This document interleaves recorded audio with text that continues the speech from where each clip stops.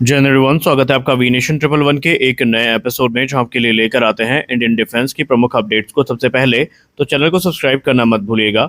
आइए नजर डाल लेते हैं एक बड़ी अपडेट पे, जो कि रूस के राष्ट्रपति व्लादिमीर पुतिन की तरफ से सीधे आई है। भारत और रूस के रक्षा संबंधों को लेकर एक बार फिर से बड़ी खबर सामने आई है। रूस के राष्ट्रपति व्लादिमीर पुतिन ने भारत को एक बार फिर से दुनिया के सबसे चर्चित पांचवी पीढ़ी के लड़ाकू विमानों में से एक, जो कि SU-57 फैलन है, इसके प्रोग्राम में शामिल होने का निमंत्रण दिया है। पुतिन ने सिर्फ विमान बेचने की बात नहीं की है, बल्कि उन्होंने भारत को SU-57 के भविष्य के विकास, नई तकनीकों और संभावित जो संयुक्त उत्पादन में भी योगदान और भागीदारी का प्रस्ताव दिया है। लेकिन सवाल यही है कि क्या भारत अब भी SU-57 को खरीदेगा? क्या भारतीय वायुसेना को एमका के आने तक किसी पांचवी पीढ़ी के लड़ाकू विमान की जरूरत है? और क्या रूस वास्तव में भारत को वो तकनीक देने के लिए तैयार है जिसके लिए कभी भारत वर्षों से इंतजार कर रहा था?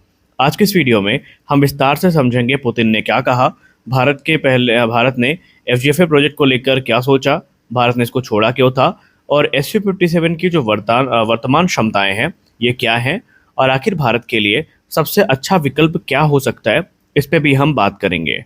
देखिए, हाल ही में रशियन राष्ट्रपति व्लादिमीर पुतिन ने भारत के साथ रक्षा सहयोग पर बात करते हुए कहा कि रूस आज भी भारत के साथ SU-57 कार्यक्रम पर काम करने के लिए इच्छुक है।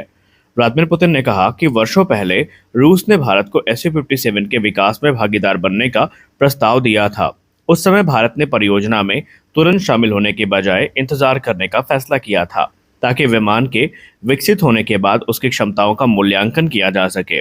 राष्ट्रपति पुतिन के अनुसार, हमने भारत को साथ मिलकर इस तकनीक पर काम करने का प्रस्ताव दिया था, लेकिन उस समय भारत ने कहा कि पहले आप इसे विकसित कीजिए, फिर हम देखेंगे कि हमें इसमें शामिल होना है या नहीं।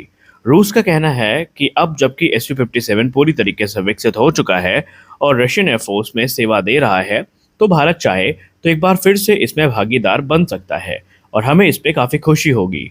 देखिए दोस्तों, ये पहली बार नहीं है जब भारत और रूस किसी पांचवी पीढ़ी के लड़ाकू विमान पर एक साथ काम करने की बात कर रहे हैं। तकरीबन 1.5 दशक पहले की ही बात है, भारत और रूस ने FGFA यानी फिफ्थ जनरेशन फाइटर एयरक्राफ्ट परियोजना की शुरुआत करी थी, और ये परियोजना मूल रूप से SU-57 के भारतीय संस्करण को विकसित करने के लिए बनाई गई थी। योजना का पूरा क्रियान्वयन ये था कि भारत और रूस संयुक्त रूप से विमान विकसित करते, HAL और रशियन कंपनी उत्पादन में भाग लेती, भारतीय वायुसेना को अपनी ज़रूरतों के अनुसार संशोधित विमान मिलता और भारत को महत्वपूर्ण तकनीकों तक पहुंच मिलती। शुरुआत में ये योजना काफ़ी महत्वाकांक्षी थी और इसे भारत के भविष्य के पांचवी पीढ़ी के लड़ाकू विमान कार्यक्रम की रीढ़ माना जा रहा था। देखिए, लेकिन धीरे धीरे समस्याएं सामने आने लगी और आप सब भली भांति परिचित हैं कि सबसे बड़ी चिंता भारत के सामने उस समय थी टेक्नोलॉजी ट्रांसफ़र। भारत चाहता था कि उसे विमान की महत्वपूर्ण तकनीकों तक पर्याप्त पहुंच मिले, लेकिन भारत को लगा कि रूस पूरी तकनीकी साझा करने के लिए तैयार नहीं है। दूसरी चिंता ये थी कि विमान के स्टेल्थ क्षमता पर सवाल उठ रहे थे। उस समय SU-57 अभी विकास के शुरुआती चरण में था और भारतीय विशेषज्ञों को इसके स्टेल्थ विशेषताओं को लेकर कई सवाल थे। तीसरी समस्या थी लागत। FGFA परियोजना की लागत लगातार बढ़ रही थी और भारत को लग रहा था कि निवेश के मुकाबले जो अपेक्षित लाभ है वो उतना नहीं मिल रहा है। और इसके अलावा इंजन, एवियोनिक्स और विकास की गति को लेकर के भी बहुत सारी चिंताएं भारत के सामने थी, और इन सभी कारणों से भारत आखिरकार FGFA कार्यक्रम से खुद को अलग कर लिया था तकरीबन 2018 में। अब स्थिति लेकिन पहले जैसी नहीं है। पिछले कुछ वर्षों में SU-57 ने एक लंबा सफर तय किया है और ये रूस की वायुसेना में सक्रिय सेवा में है। रूस लगातार इसका उत्पादन कर रहा है, नई क्षमताओं को जोड़ रहा है। SU-57 में हमें अब बेहतर स्टेल्थ देखने को मिलती है, इंटरनल वेपन बे देखने को मिलती है, सुपर क्रूज कैपेबिलिटी, एडवांस एसा रेडार, सेंसर फ्यूजन, लंबी दूरी के एयर टू एयर और एयर टू ग्राउंड मिसाइलें, मानव रहित सिस्टम के साथ साथ जो संचालन की क्षमता है वो भी देखने को मिलती है। रूस का दावा है कि SU-57 युद्ध क्षेत्र में अपनी प्रभावशीलता साबित कर चुका है और भविष्य में इसे और उन्नत बनाया जाएगा। तो अब सवाल ये है कि भारत को SU-57 की ज़रूरत क्यों पड़ सकती है? उसका कारण है भारतीय वायुसेना की मौजूदा स्थिति।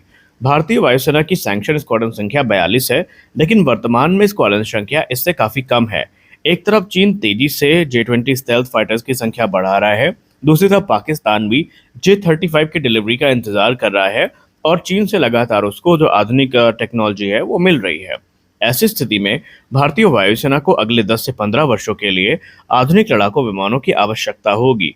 अब एमका प्रोग्राम पर निसंदेह हमें काफ़ी भरोसा है, लेकिन हमें ये जानना होगा कि भारत पहले से ही एमका पर काम कर रहा है और एमका भारत का खुद का 5th जन फाइटर है। इस परियोजना को भारत के लिए अत्यंत महत्वपूर्ण माना जाता है। यहाँ पर डिज़ाइन भारतीय होगा, टेक्नोलॉजी पर नियंत्रण भारत का होगा, भारत के अपग्रेड भारत स्वयं कर सकेंगे और जो विदेशी निर्भरता है वो लगभग ना के बराबर होगी।